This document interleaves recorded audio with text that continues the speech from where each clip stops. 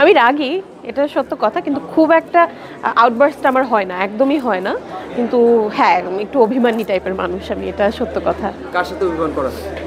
আপনজনদের সাথে, আপনজন ছাড়া তো আর কারোর সাথে অভিমান করার জায়গা নেই। তো সেই অভিমানের জায়গাটা যাদের ভালোবাসি অনেক বেশি, পরিবারের বাবা মা ভাই, তাদের সাথেই অভিমানটুকু থাকে, আর কার সাথে থাকবে। না, বাইরে কারোর সাথে অভিমান করা হয়নি, কারণ বাইরের কাউকে ওইভাবে আপন হিসেবে দেখিনি। যারা কলিগ তারা কলিগ, যারা ফ্রেন্ড তারা ফ্রেন্ড, কিন্তু একদম আপনজন পরিবার। পর্দায় সবার সাথেই অভিমান করা হয়, সারাক্ষণই অভিমান করা হয়, কাজই হচ্ছে আমার অভিমান করা। আচ্ছা, মোশাররফ ভাইয়ের সাথে অভিমান কিরকম ছিল?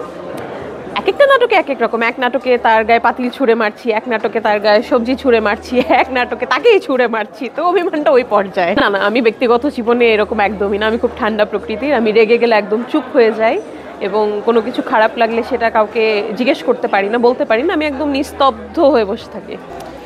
অত্যন্ত দুঃখজনক একটা বিষয়, যতবার দেখেছি বুক ফেটে কান্না এসেছে, কারণ আমাদের প্রত্যেকেরই ভাই বোন আত্মীয় স্বজন ছোট ছোট আছে, এবং বাচ্চারা তো শিশু, এরা তো এঞ্জেল আমার কাছে, একদম ফেরেস্তা। তো এদের সাথে এত বড় একটা দুর্ঘটনা ঘটে যাওয়াতে যেটা হচ্ছে, আমাদের একটু সচেতন হতে হবে। সব স্কুল কলেজ ইউনিভার্সিটি সব জায়গায় ফায়ার এক্সটিংগুইশের যে একটা ট্রেনিং, এটা সবসময় নিতে হবে, ম্যান্ডেটরি আমি মনে করি। এবং প্রত্যেকটা ইনস্ট্রুমেন্ট ঠিকঠাক মতো আছে কি না প্রত্যেকটা শিক্ষা প্রতিষ্ঠানে, এটা খুব জরুরি। এটা সবার একটু মিলে সচেতন হতে হবে।